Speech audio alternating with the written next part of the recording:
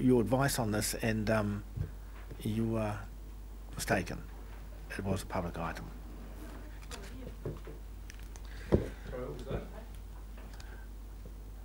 I don't know whether we should. Do you want to talk to the appointment of councillor directors to HBRIC is a public matter, and equally amendments to the Constitution, if needed, are a public matter. It's pretty straightforward. Chair, sorry, I wish to declare an interest in this, so I will not participate. So we,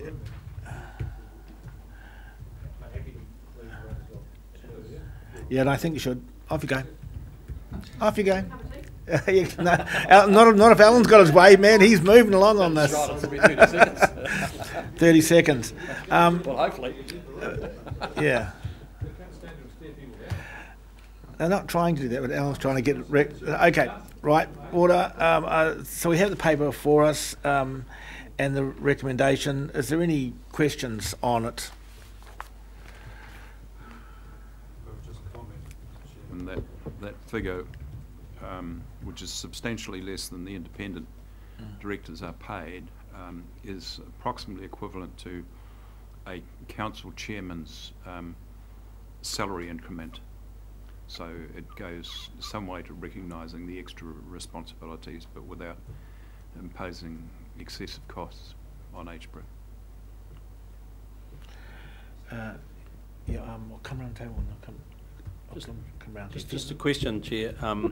The quantum here is about what the holding company members were getting before the increase for the extra duties for Ruataniwha.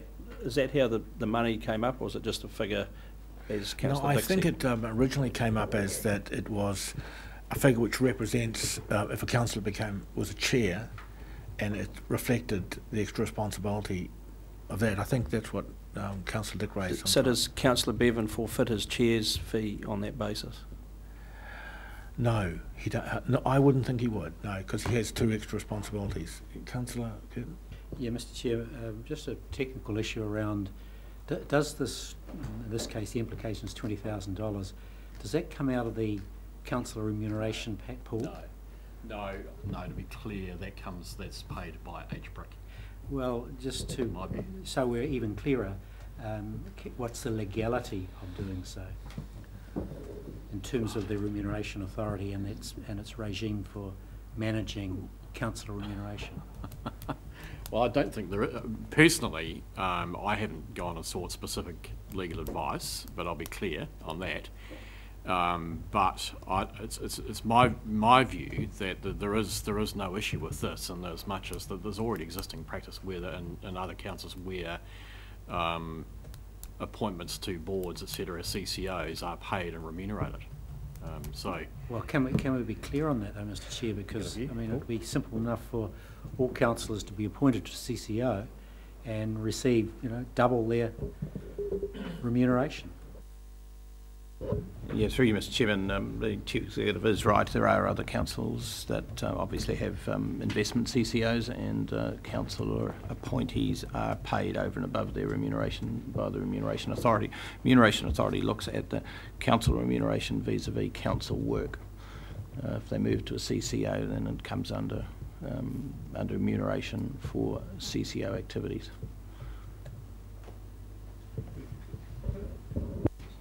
Can I just add something here?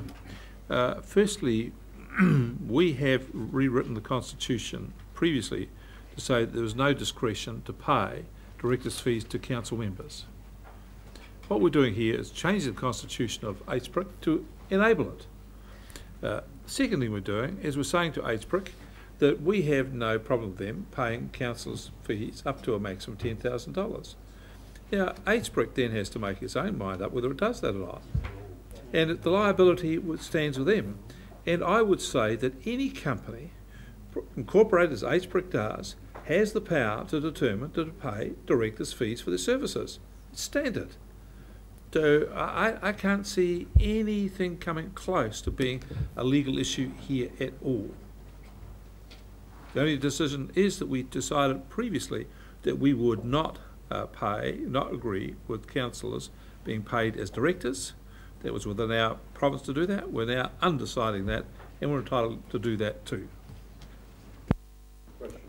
Questions? I would take it then that we cannot, that the $10,000 is meaningless. We can't direct them as to how much to pay. All we can do is enable them to pay. Is that, we have no authority over whether they pay $10,000 or $100,000, correct? No, I think we do. Oh, sorry, Paul, you go.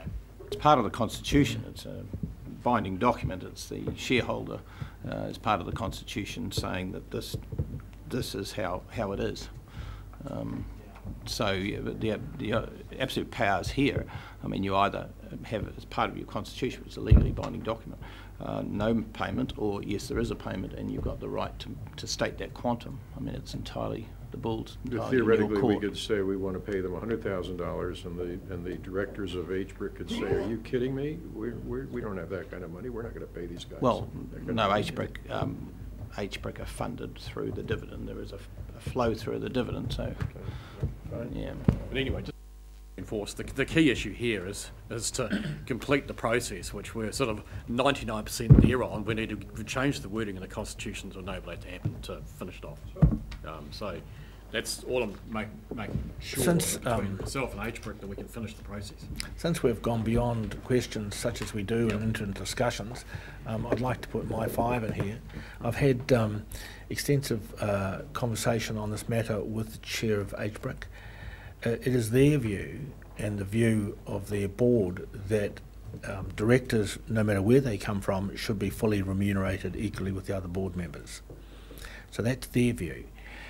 It's certainly, we had resolved this earlier based on the contention that someone we hadn't chosen anyone at that time, but we were going to appoint directors of HBRIC, and that they would be paid extra, paid an amount for that which was equivalent to a chair. I remember that conversation. So there's a bit of a difference. I think it's a compromise. One thing for absolute certain, these 2 people who we have finally appointed to directors of HBRIC will take on all the fiduciary duties of that company, and they should be remunerated. It's the level that is at discussion here. And this paper, if we push it, says that it will be $10,000, not the full amount. So, yes. Can I just ask again a technical question? Does it breach the moratorium by the director, the HBRIC board, heading down this road? So we've got 2 issues. One is we haven't received a formal legal opinion as to the remuneration issues, and 2, around the actions of HBRIC in so acting on this direction from council. I can respond to that, Chair. To support Councillor, the motion or the resolution that we passed in December stated that the remuneration wouldn't start until after the RWSS review and land swap legal processes are complete. That's on page 67. So it doesn't affect the moratorium. Does that mean there's no payment prior to the 31st or 1st of May, whenever we've just decided we're going to hold the moratorium up to? Is that what we're saying here? It doesn't make a lot of sense, does it?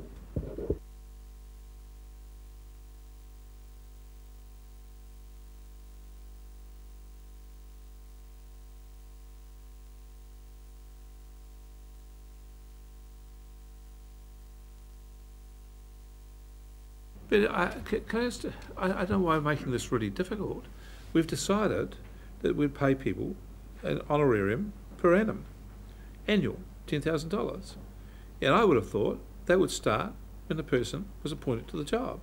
It's an annual payment, unless you decide otherwise. And as for when we had a moratorium on spending for the council, that was by resolution, that was a general rule. But we're now passing a specific resolution to say we want specifically to do that. That would override it. Specific instruction. Yeah, to be Councillor Barker's right. I mean, HBRIC does other duties as well. So. You know, I'd have strong sympathies with that. That's just what we have decided previously that concerns me. But my sympathy would definitely lie with that. Are we bound by that? Was that a resolution, is it? Yeah, well, yeah, but the actual wording of it is that they be remunerated at $10,000 per annum, and that amount would be reviewed after the Yeah, that's good. Paul, you ran us around circles.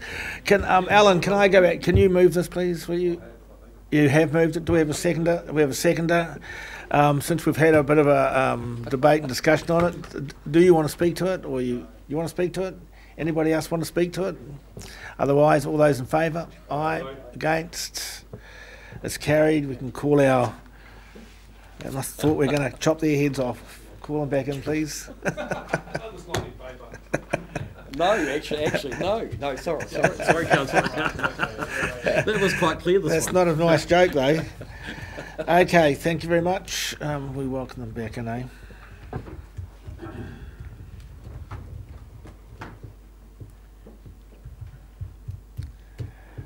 You were shouting afterwards, you guys. Okay, item 12 for information and performance monitoring.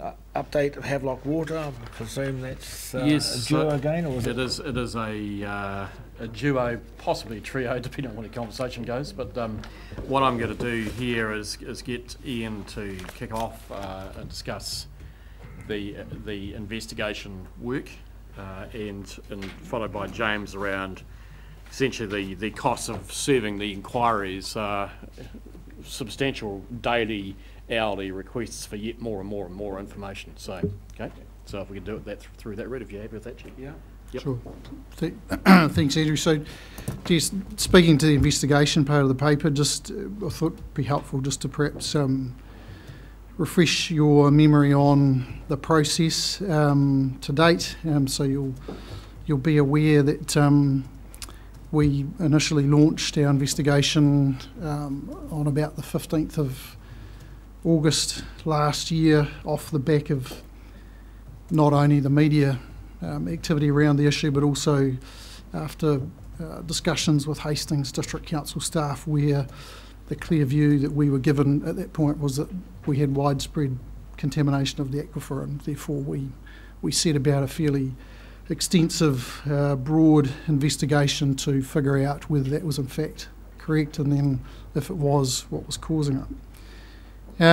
We've brought back to you a series of updates on the broader investigation as well as the inquiry. This is the 7th update we've brought to you, both through Environment and Services in this council, including on 28th of September last year, a paper that broke out or estimated the costs for the investigation and the inquiry, and then a paper later towards the end of November that gave you an update on those financial positions, and then of course today's paper.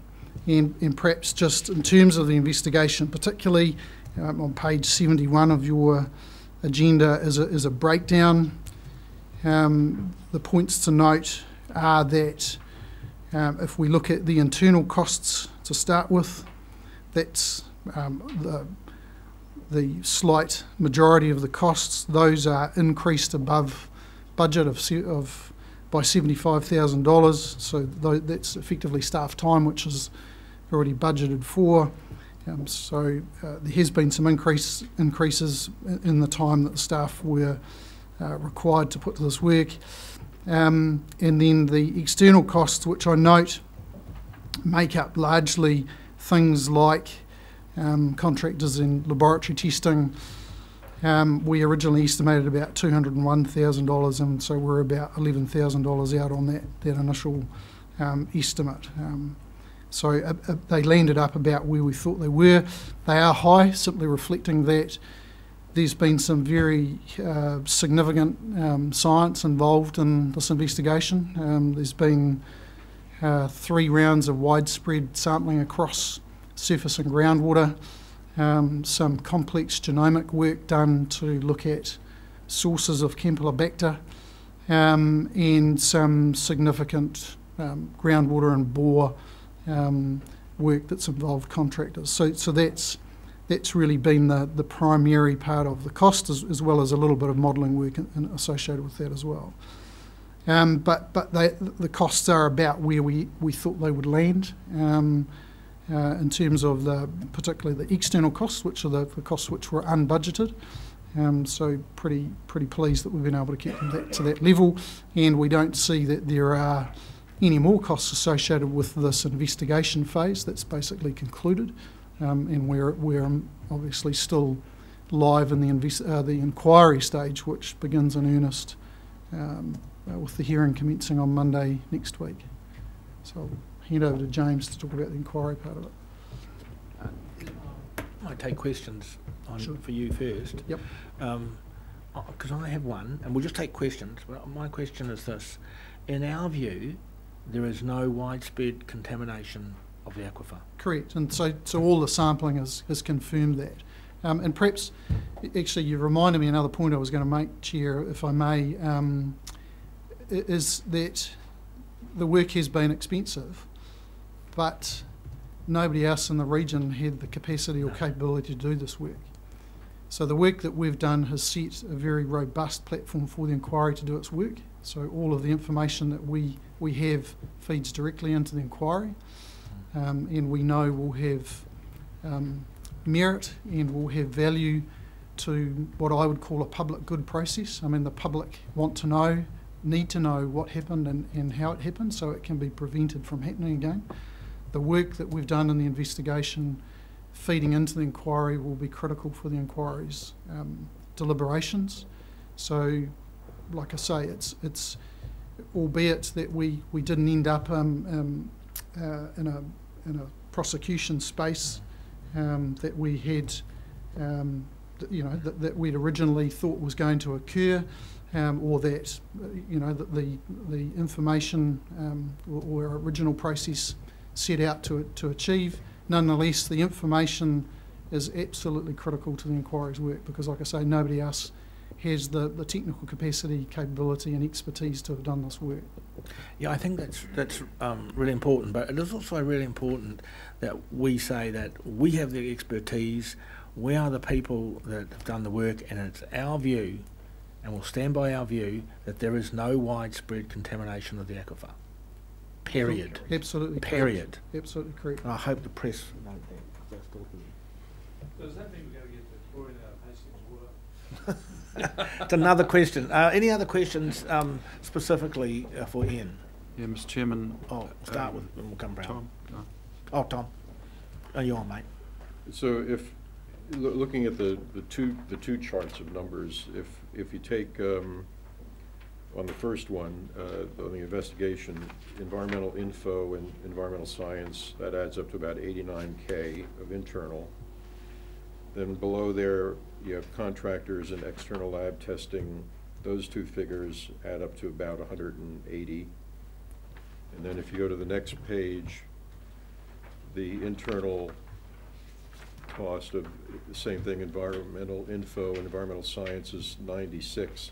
If you add those three numbers up, you come up to about $365,000 that would appear, and I'm sure there's other bits and pieces here, but that's money that we have actually, or that's resource, some of it cash, that we have committed to the science work. It might be useful to more, clearly identify that on the basis of what you just were saying. We're the only folks who had the capacity to do it. We have committed nearly $400,000 probably of resource to doing a thorough science investigation. That is what is fueling ultimately the decision process as to who did what and what have you. It seems to me it could be a little better presented as Sure. for public consumption purposes. Yeah. This I understand why it's built up the way it is in this paperwork, but particularly when we seem to have spent an equivalent amount on one lawyer. Yeah, certainly take your point in, and also just to be clear in terms of Chen Palmer, it's not one lawyer. There's about there's lawyers and partners and juniors working on it. and James will explain more as to why that's the case. But yeah, really good point, Councillor. Yeah, Mr. Chairman, I'm confused with these two schedules. Okay, the first one relates to the investigation, the second to the inquiry. In terms of the total cost that we've committed as a consequence of the contamination, are those costs cumulative? Correct. So the total cost is 444 for investigation and 637. 637 for the inquiry. So we've spent $1 million. Correct. 1.1 nearly. And when the final findings are found, is there any opportunity to recover any of that cost from the guilty party? Not a question I've turned my mind to be honest. I guess in the fullness of time those sorts of things can be considered, but at this point we've just been focused on delivering the science and feeding the inquiry. Well, I hope you do have the opportunity in due course to turn your mind to it. It's a lot of money.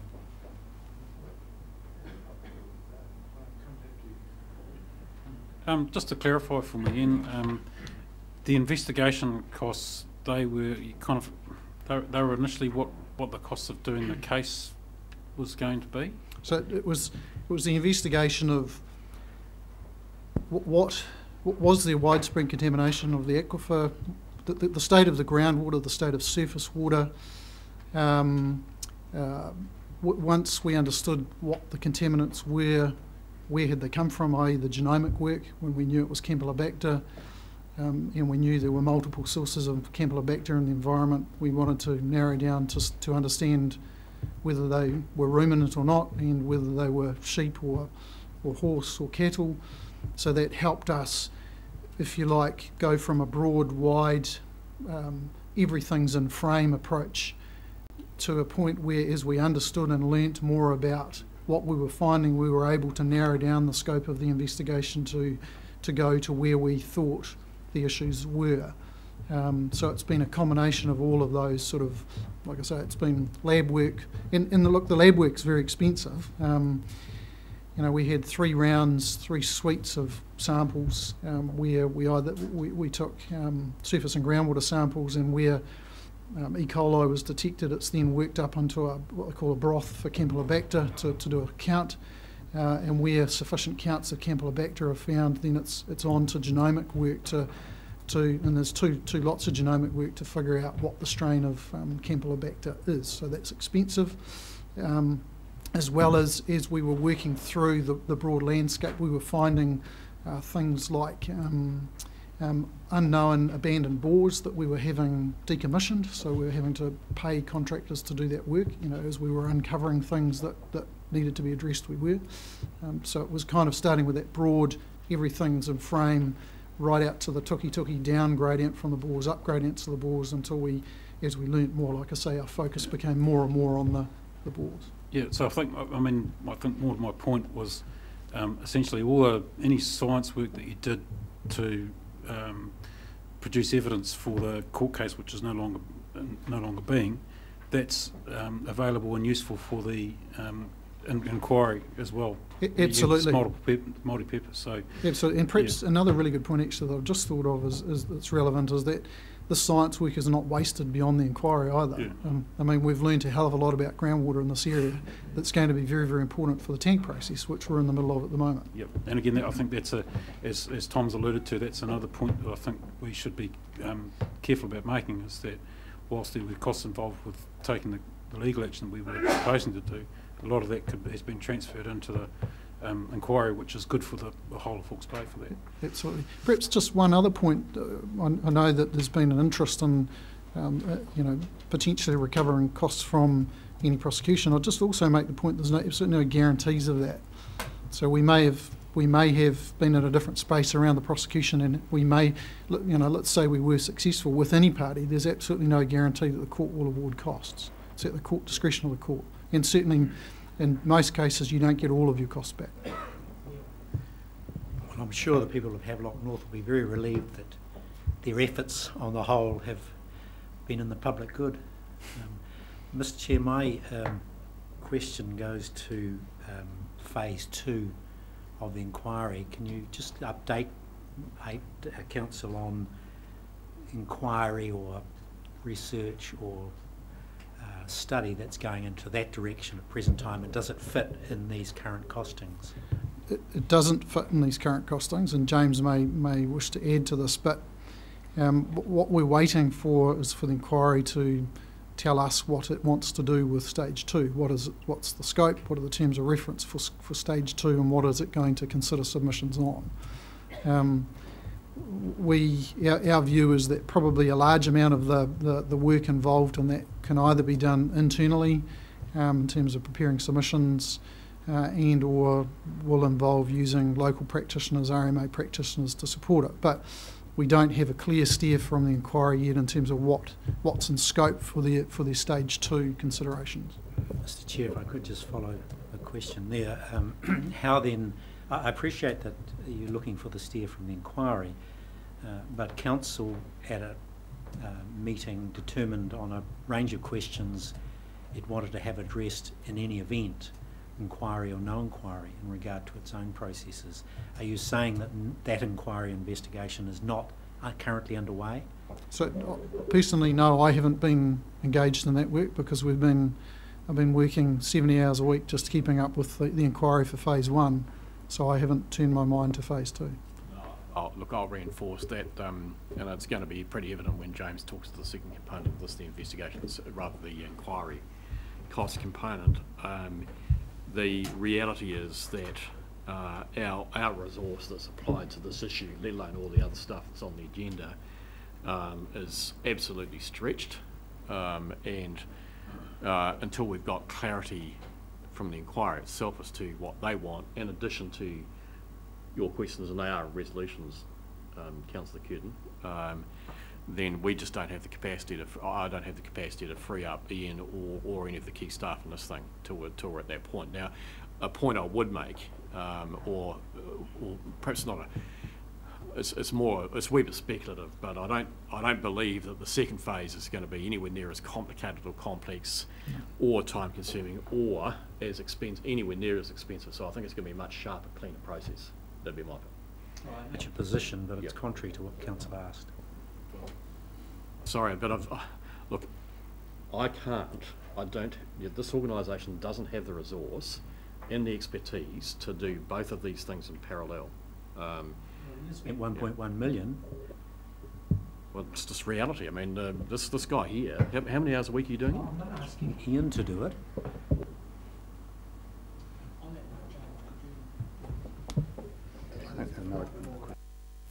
I just had a question around the costing. Thank you, Chair.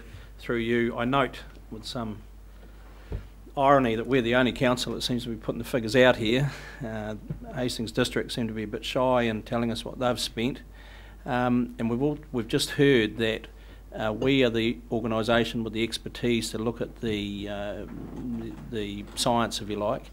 But can you confirm for me that Hastings have also been spending money on consultants looking at the science, and have also been spending large sums of money on legal assistance? So look, I don't know the details of what the District Council's costs are. They do have 2 QCs working for them. They do have Tonkin and Taylor working for them on groundwater related matters that our scientists are engaging with. They have people involved in bore configurations and electronics and data processes for bores as well. So they have a range of consultants that they have working on it pretty heavily as well. And I don't know what their costs are. Yeah, I think supplementary, Chair. Are the DHB also engaging such consultants? No, not that we're aware. With all due respect, Councillor, we have a responsibility to ourselves and to our people to be transparent, and that's what we're doing. And we might take a bit of flack for it. Other councils will make their decision on what they do. Just seems a bit ironic, Chair. Perhaps. They made a lot of noise, but they're not putting the figures up. I think things tend to come out in the wash. James. Thank you, Chair. So, look, just to remind councillors, a paper was received by the previous council on and considered on the 28th of September in relation to both the investigation and the inquiry. At that point in time, it was only a couple of weeks since the government had announced the intention to establish an inquiry, and things were moving fairly fluidly at that point. We were unable at that point in time to estimate the cost of the inquiry on the basis of a high degree of uncertainty about what it would involve. At that time, the council agreed to fund the cost of the inquiry through the Regional Disaster Reserve, which had provision of 3.5 million in it, and we certainly hope to spend as little of that reserve as possible, but noting the uncertainties. As it's transpired, I guess from pretty much day one of the establishment of the inquiry, it has been more resource hungry than either ourselves or other legal advisors and observers to this process had anticipated. Right at the outset, even the terms of reference for the inquiry were put out in draft form, and consultation was undertaken on that, which, as we understand it, is unorthodox for an inquiry. And I guess from that point on, we were engaging legal counsel, in this case Chen Palmer, in the nature and form of the inquiry and our obligations under that. We chose a public law firm on the basis that the issues here were not specifically quarantined to the RMA. There are Health Act issues, potentially Local Government Act issues, and certainly issues under the Inquiries Act. The Council has no in-house resident capability or expertise with respect to government inquiries, certainly not of this nature. And nor do we have in-house counsel at all. So we do have a couple of qualified lawyers in the building, but they don't work as legal counsel to council, so it is our standard practice of outsourcing that. I guess it's worth noting that it's not just legal advice that we have been commissioning that has resulted in 400,000 plus expended on legal fees to date. That has been servicing, I guess, our interaction with the inquiry in totality from day one. And as Ian indicated, it's been a team of people at Chen Palmer, and they have been having almost hourly interactions for some months with counsel assisting the inquiry, the QC assisting the inquiry, as has the other legal representatives of the other core participants. They have advised us they have received literally thousands of emails from the Secretariat of the Inquiry and hundreds of information requests. There have been daily requests in relation to documentation we hold, in relation to the science investigations, etc. And so an awful lot of what they've been doing is managing that relationship. And as I say, in case of all core participants, that's been lawyers to lawyers. And there's been lots of iterations of that, which of course has been resource hungry and expensive. In the absence of outsourcing that, we would have had to have assembled an internal team to undertake that with, as I mentioned, little or no expertise in this regard. And that team would have displaced an even larger range of work programs than we've done. So it was always going to be necessary that we have legal counsel representing us in terms of engaging the inquiry, and it was always going to involve a team of people to sift through documentations and manage those information requests. So it has been a very large job, and my expectation is that the costs for other core participants in this process are probably similar, if not greater, and certainly in relation to Hastings District Council, we would anticipate would be greater than ours. So there has been a large volume of work that continues, and as Ian foreshadowed, it is our expectation that stage 2 of the inquiry will be far simpler. Of course, we do have views about stage 2 and what's likely to go in our submission, but we haven't had the time or space to actually put pen to paper and start crafting that. It seems the appropriate time to do that will be when the inquiry issues its minutes in relation to that phase. And we do think that our interests in that regard are relatively narrow, because our interests, of course, do reside under the Resource Management Act, and we have very little responsibilities under the Health Act, under the National Drinking Water Standards, etc., and the other matters that the inquiry will be turning its mind to in terms of the more systemic issues around how this is managed.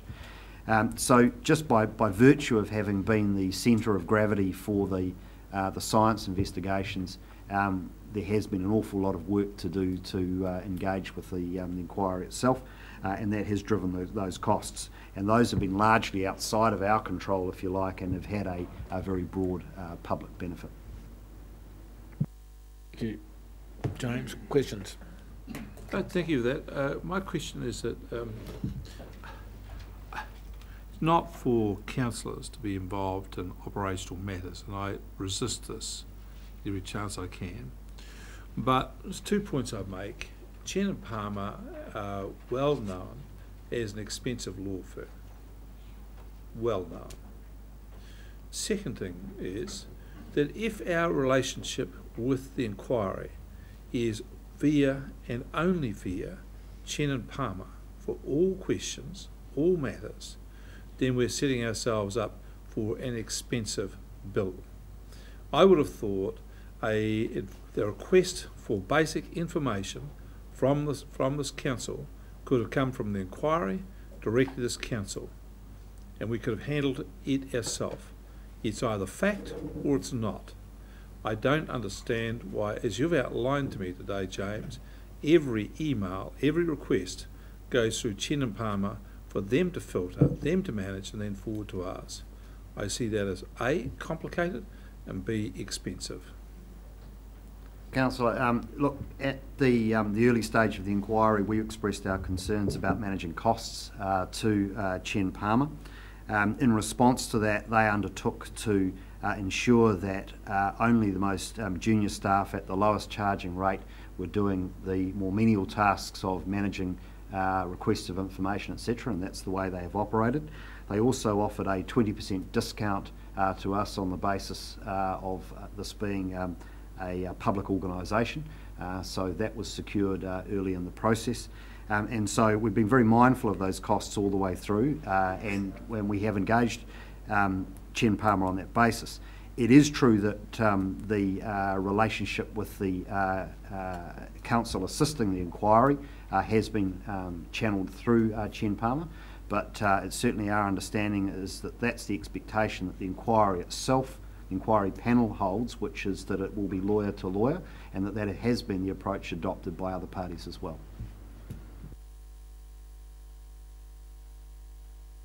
Just to follow up to that, James, you said it was your understanding that the communication is between council for the inquiry or the inquiry and Chen Palmer has to, should go through Chen Palmer.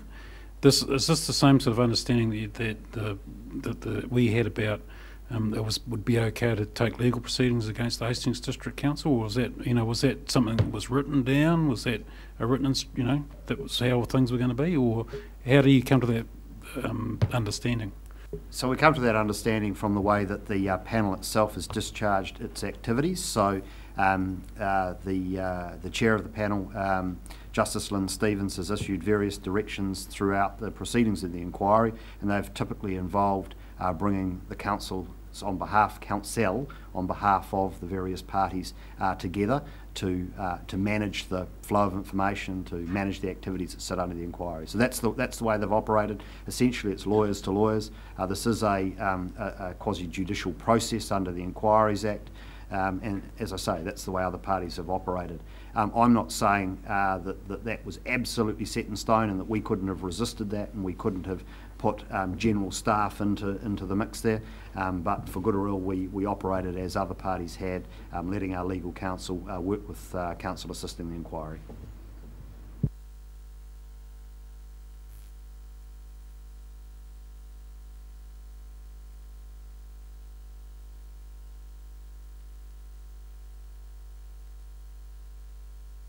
Yeah, I do want to speak, Mr. Chair, just very, very briefly, and that's to congratulate the team for obviously working extremely hard and long hours and getting to the truth of the matter. And that's very important in this case. The guilty party, that is the Hastings District Council, needs to have the truth put in front of it. And I look forward to the inevitable outcome of the inquiry in that regard. The truth gets told and the parties that are accountable are held to account. I look forward to that day. Having said that, Mr. Chair, staff know my position on this. This is a huge, huge issue of public failing, and every party needs to get to the truth of the matter, no matter where that truth lies. And I'm suggesting we do have responsibilities that we need to look internally at our own processes and come to a conclusion on that. This must not happen again in Hawke's Bay. It must not. As a politician in the area for some nearly 20 years, I am embarrassed by the whole notion that we would fail this population of part of Hawke's Bay so badly, no matter what our role is in that over that period of time and in what roles we fulfil. We've got to get to the truth of the matter, and we've got to put in a process that makes sure this never happens again. This is third world and should never have happened in Hawke's Bay. Mr Chair, just very briefly, I think it's time also for the people of Hastings to understand how much they've spent through their council. I challenge Mayor Yule to get the costs up to date on what's been spent and what it's been spent on, including flying around in helicopters looking for things you can only see in microscopes in the early stages, right through till now. Frankly, this council's been managing its finances very well and has worked through this process. I'd really, really, really encourage the Mayor to tell us what they've spent up till now.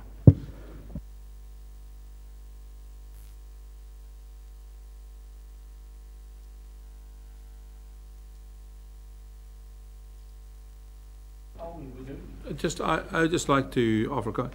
I agree with the comments that have been made about how this is something that should never have happened here. I agree that it should never happen again. I agree that it's deeply embarrassing.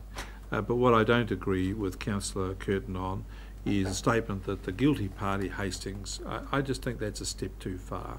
I disagree with that.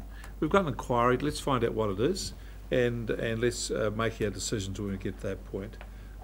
This is, I don't like putting those labels on people in that circumstance. I just want to say that very clearly.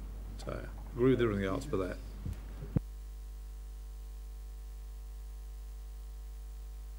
Chair.